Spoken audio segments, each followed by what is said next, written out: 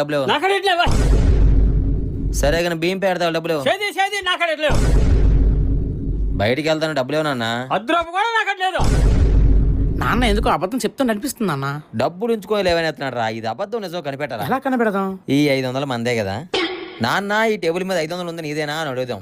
అప్పుడు అర్థమైపోతుంది మా నాన్న అబద్ధం చెప్తాను నేను చెప్తాను. సూపర్ ప్లాన్ అన్న. నానా చెప్పు. ఈ టేబుల్ మీద 500 ఉంది నీదేనా? నాదే.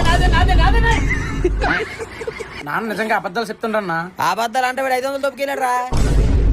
అవును కదా, ఆయన తెలివైనోడే మనల్ని జడ్డోలు చేశాడు. డాడీ ఒకప్పుడు ఇలా ఉండేవాడు కాదన్నా. ఆ అప్పరా వాడికి అప్పించాడా, ఆడేమో జెండా ఎచ్చాడు. అప్పుడు కానీ ఇలాగే తయారయ్యాడు రా. డబ్బులుంటే దాచుకోవాలి కానీ ఇలా అప్పులు ఇవ్వకూడదన్నా. ఇంట్లో దాచుకుంటే గుడ్లాడుద్దా, ఎక్కడ ఇన్వెస్ట్ చేయాలరా? ఎక్కడ ఇన్వెస్ట్ చేయాలన్నా? బజాజ్ వాళ్ళది నిఫ్టీ 200 వాల్యూ 30 ఇండెక్స్ ఫండ్ అయితే కొత్తగా లాంచ్ అయిందిరా. ఈ ఎన్ఎఫ్ఓ 25 సంవత్సరాల హిస్టరీ కూడా ఉంది వాళ్ళకి. 31 May 2016 ఉంది కదా, అప్పటి వరకు 1.4 lakhs crores వరకు వీళ్ళ దగ్గర ఇన్వెస్ట్ చేశారా. అవునా? 99.3% క్లైమ్ సెటిల్మెంట్ రేషియో ఉంది. ఇది ఎలా వర్క్ అవుద్ది? తక్కువ ధరలు ఉన్నప్పుడు కొనుక్కొని ఎక్కువ ధరలు వచ్చినప్పుడు అమ్ముకోవాలరా. మా ఇండియాలో అయితే ఆల్మోస్ట్ 30+ కంపెనీస్ వరకు మనం ఇన్వెస్ట్ చేసుకోవచ్చురా. ఈ ఫండ్ GMS మీద చాలా దృష్టి పెడతారా. GMS అంటే? G అంటే గ్రేట్ ప్రైజ్ రా, E అంటే ఎస్టాబ్లిష్డ్ బ్రాండ్స్ రా, M అంటే మనీ మేకర్స్ రా, S అంటే స్ట్రాంగ్ ఫండమెంటల్స్ రా.